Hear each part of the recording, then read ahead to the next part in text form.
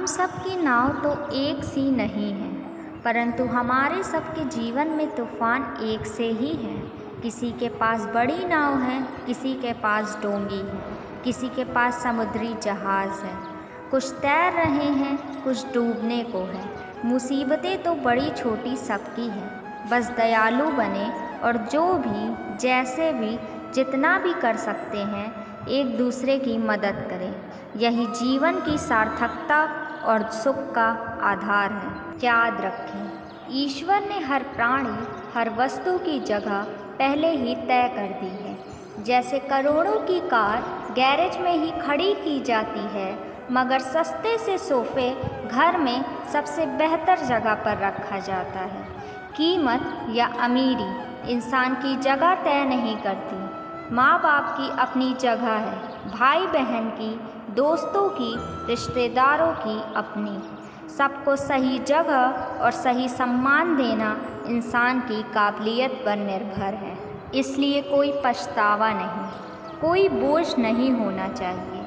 सब कुछ बीत ही जाना है। रोज़ की घटनाओं के कारण मन में आने वाले भावनाएं जैसे कि ईर्ष्या, घृणा, कबाड़ कचरा मन से निकाल कर अगले दिन का आरंभ नई उम्मीदें और नए उत्साह से जीने के लिए करना बहुत ही आवश्यक है। हमारे बुजुर्गों के पास जितने रुपए थे उससे कई ज़्यादा रुपए हमारे पास है, मगर बुजुर्गों के पास जो मुस्कान थी वो हमारे पास है क्या?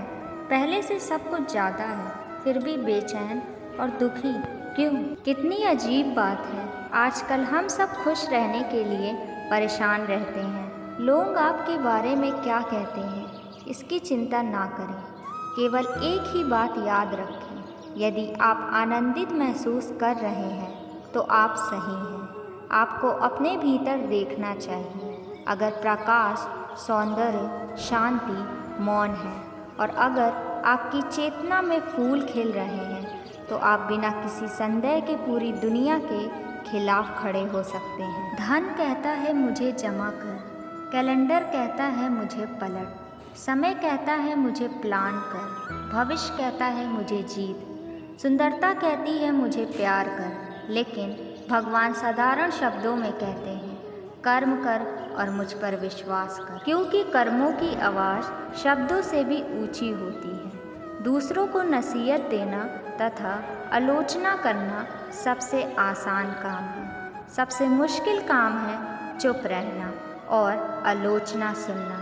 यह जरूरी नहीं है कि हर लड़ाई जीती ही जाए, जरूरी तो यह है कि हार हार में कुछ सीखा जाए। याद रखें, उधार धन लेकर वापस ना करने वाले लोग इतने बड़े बेशरम होते हैं कि आपके कई बार मांगने पर भी आपके सामने फ़कीर बन जाएंगे, मगर इनकी मौज मस्ती में कोई कमी नहीं आएगी।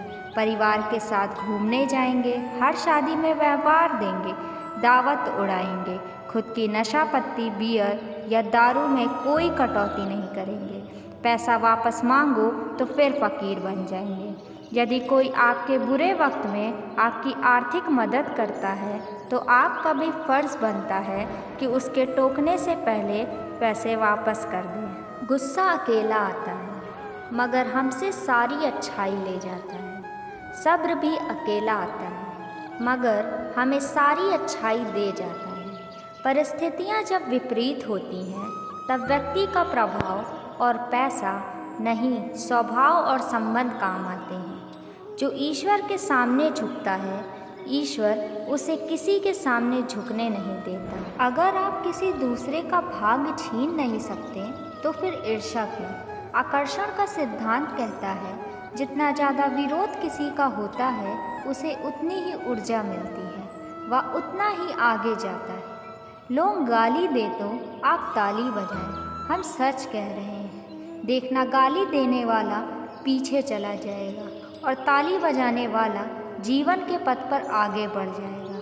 कठिन है ऐसा करना, लेकिन जिसने ध्यान को जाना है उसके लिए उतना ही सहज। बुराई करने वाला और उसके साथ हाँ में हाँ मिलाने वाला दोनों ही नासमझ हैं। उन्हें पता भी नहीं कि कितने ज़्यादा दुख को आकर्षित कर रहे हैं। एक कड़वा सत्य यह है कि सिगरेट के बगैर हम जी सकते हैं, फिर भी सिगरेट बनाने वाला अरबपति। शराब के बगैर हम जी सकते हैं, फिर भी शराब बनाने वाला अरबपति। मोबाइल के बगैर भी हम जी सकते हैं, फिर भी मोबाइल बनाने वाला अरबपति। कार के बगैर हम जी सकते हैं, फिर भी कार बनाने वाला अरबपति। अन्न के बगैर हम कदापि जी नहीं सकते, लेकिन अन्न को पैदा करने वाला किसान गरीब और दरिद्र